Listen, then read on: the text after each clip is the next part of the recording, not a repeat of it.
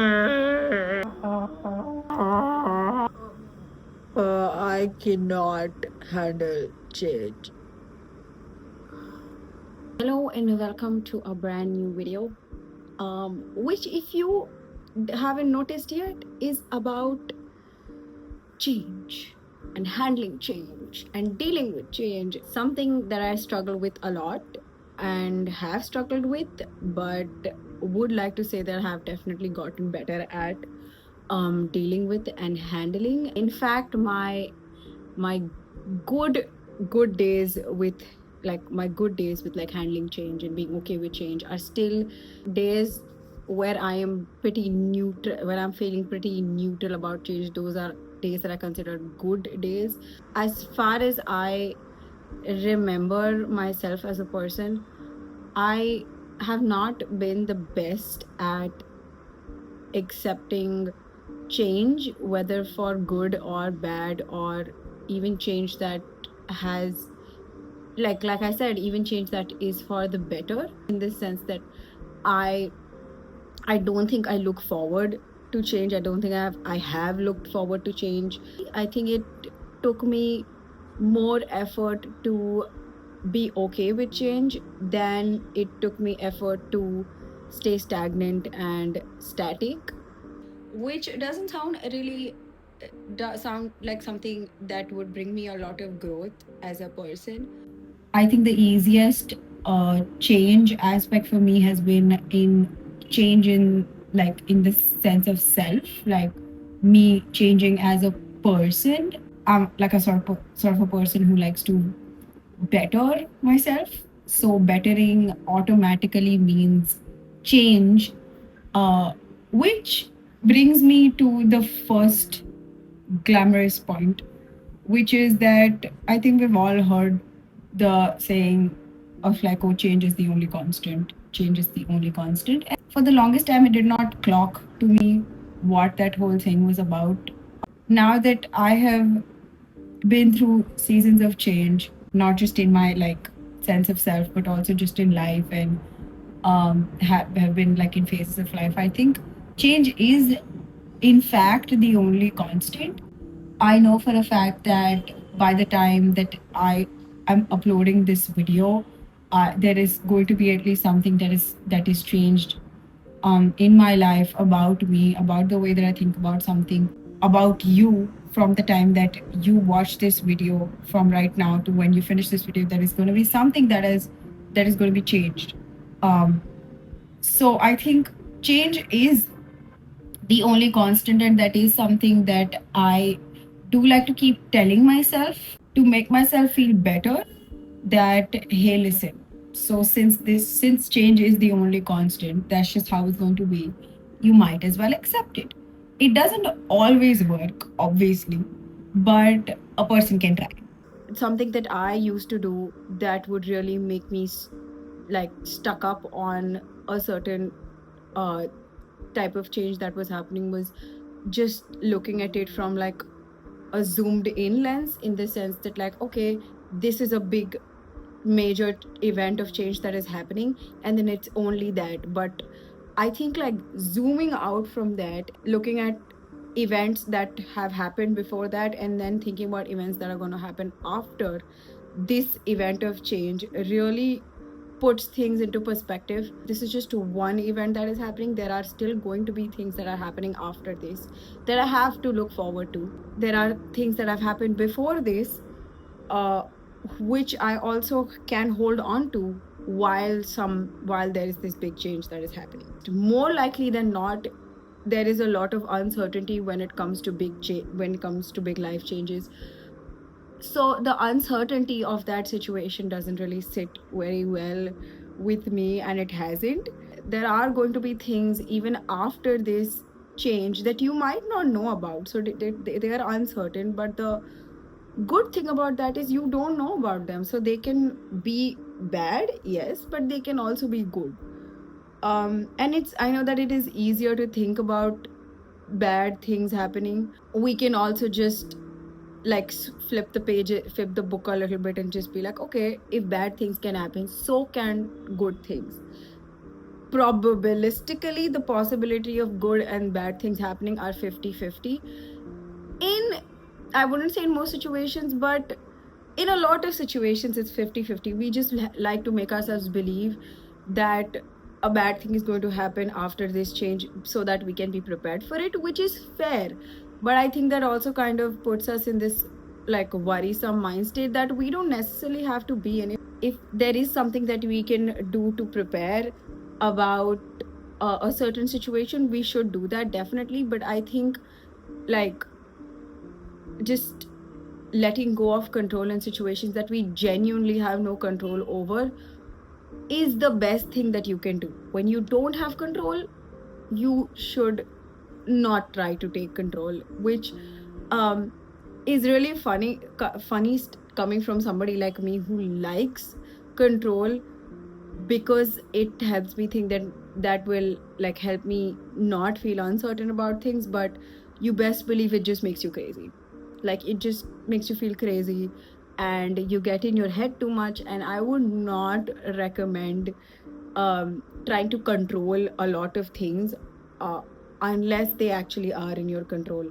During cycles of change, I something that helps me or something that I like to do is not exactly try to resist it, because I know that I'm somebody who does struggle with change more than I'd like to struggle with it. Honestly, if I could, I would love to just not be so shaken by little change or big change or just change in general. I just like to feel what I am feeling when I'm going through a sort of thing like that. It can just be like like a small little change in my routine that I didn't want, and it annoys me, it irritated me. I think instead of trying to resist and be like, no, I'm not, I don't feel it, no, this is not like ruin my mood or whatever, I think I'd rather just feel it, accept it, that okay, I wanted it to go this way but it didn't. I am sad about it.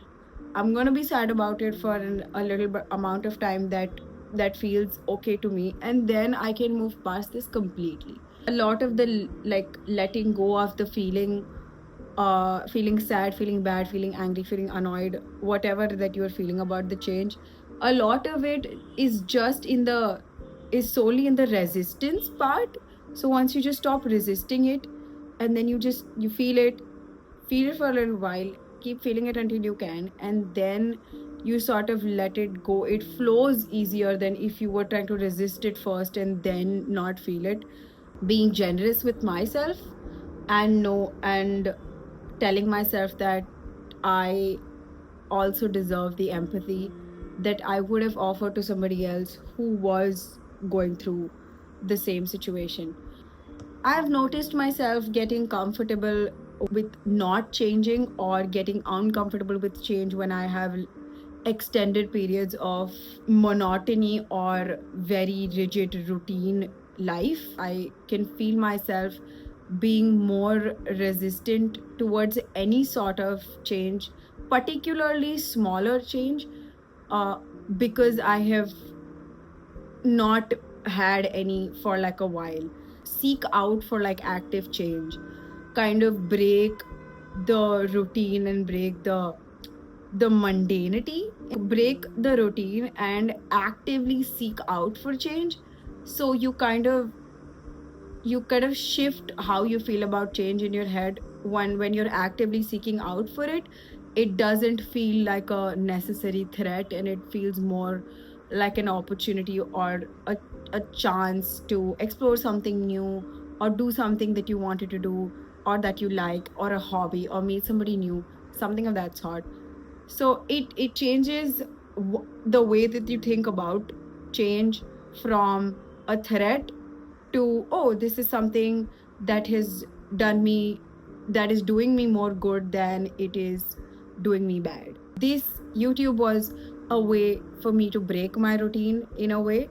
I put out the YouTube video that I did, the last one, and actively putting out this one once again to break the mundanity of what I know and actively like seek out change in my life. I'm aware that this sort of exposure, it works when you are feeling very optimistic about it, but then I also realize and accept that there are days where I just absolutely do not want to be anywhere near something new or something that I am not sure of, because uncertainty.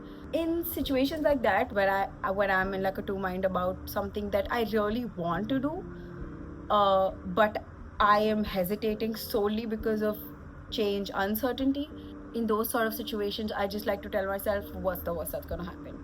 When I think about it that way, and then you try to like weigh down like realistic is a key word over here, realistic possible outcomes, you would realize that in the grand scheme of things, it really does not matter.